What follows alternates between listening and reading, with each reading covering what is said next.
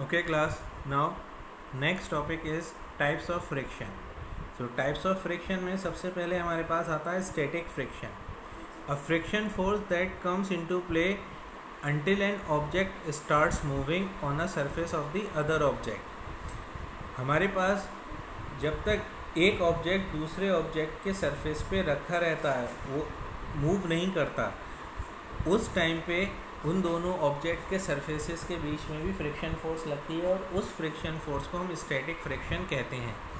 और याद रखिएगा, किसी भी ऑब्जेक्ट को दूसरे सरफेस पे मूव कराने के लिए हमें एटलीस्ट इतनी फोर्स लगानी पड़ेगी जितनी हमारे पास स्टैटिक फ्रिक्शन है। जब तक स्टैटिक फ्रिक्शन की बराबर हम फोर्स नहीं लगाते, हमारे ऑब्जेक्ट एक दूसरे के ऊपर मूव नहीं कर सकते हैं। इसका इन्होंने सेकंड पॉइंट हमें यही दे रखा है, an object has to overcome static friction in order to start moving. Move करने के लिए उनको स्टैटिक फ्रिक्शन जितनी फोर्स एटलीस्ट लगानी पड़ेगी। Next type of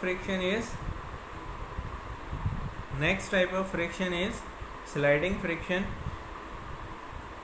when an object slides on another object, जब हमारे पास कोई एक ऑब्जेक्ट दूसरे ऑब्जेक्ट पे स्लाइड करता है या फिसलता है, उस टाइम पर दोनों ऑब्जेक्ट के बीच में जो फ्रिक्शन फोर्स होती है वो हमारी स्लाइडिंग फ्रिक्शन कहलाती है। Next is rolling friction.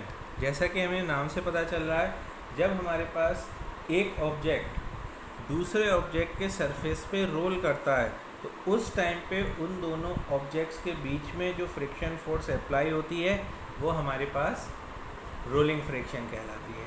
Rolling friction का हम एग्जांपल ऐसे समझ सकते हैं, जैसे जब हमारे पास कोई कार या बाइक मूव करती है रोड पर, तो कार या बाइक के जो टायर्स हैं वो हमारे पास सर्कुलर होते हैं, तो वो रोल करते हैं ऑन द सरफेस और ऑन रोड। तो रोड और टायर्स के बीच में उस टाइम पर जो फ्रिक्शन फोर्स लग रही है, that friction force is known as rolling friction. याद रखिएगा class, rolling friction is less than sliding friction and sliding friction is less than static friction. तो हमारे पास जो तीनों फ्रिक्शंस में सबसे कम फ्रिक्शन जो होता है वो हमारे पास रोलिंग फ्रिक्शन होता है। रोलिंग फ्रिक्शन से ज़्यादा हमारे पास स्लाइडिंग फ्रिक्शन होता है और स्लाइडिंग फ्रिक्शन से ज़्यादा हमारे पास स्टैटिक फ्रिक्शन होता है। Next type of friction is viscous friction. Viscous friction basically हमारे पास जब कोई भी ऑब्जेक्ट वाटर में मूव करता है, वाटर में मूव करने में वाटर उस ऑब्जेक्ट के सरफेस पे फ्रिक्शन फोर्स लगाता है, that friction force is known as viscous friction.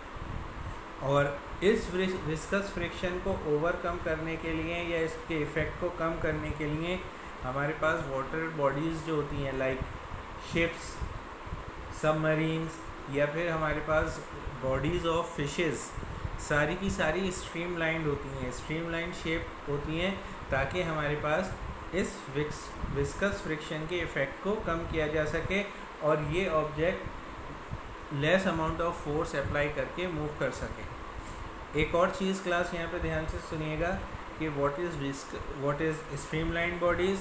तो स्ट्रीमलाइन बॉडीज़ हमारे पास वो बॉडीज़ जो टिप से और बॉटम से तो पतली होती हैं और मिडिल में से मोटी होती हैं, टिप और बॉटम पे से थिन होती हैं और मिडिल में से थिक होती हैं। ऐसी बॉडीज़ हमारे पास स्ट्रीमलाइन बॉडीज़ होती हैं और स्ट्रीमलाइन बॉडीज़ हमारे पास विस्कस फ्रिक्शन के इफ़ेक्ट को कम कर देती हैं या विस्कस फ्रिक्शन के इफ़ेक्ट को रिड्यूस कर देती हैं। Next type of friction is air friction. Air friction जैसा कि नाम से पता चल रहा है, जब कोई भी ऑब्जेक्ट हमारे पास एयर में ट्रेवल करता है तो एयर उस ऑब्जेक्ट पे फ्रिक्शन फोर्स लगाती है, जो कि हमारे पास एयर फ्रिक्शन कहलाता है। एयर फ्रिक्शन को रिड्यूस करने के लिए भी हमारे पास जितनी भी चीज़ें एयर में मूव करती हैं, जैसे रॉकेट्स हो गए, एरोप्लेन्स हो गए, बॉडीज़ ऑफ बर्ड्स हो गए, ये सब की सब स्ट्रीमलाइन होती हैं, जिसकी वजह से हमारे पास एयर फ्रिक्शन के इफ़ेक्ट कम हो जाता है। ध्यान रखिएगा क्लास एक बात और, कि हमारे पास विस्कस फ्रिक्शन और एयर फ्रिक्शन दोनों हमारे पास एग्जाम्पल हैं फ्लूइड फ्रिक्शन के, क्योंकि एयर और वाटर दोनों हमारे पास फ्लूइड हैं, इसीलिए हम इनको फ्लूइड फ्रिक्शन भी कहते हैं।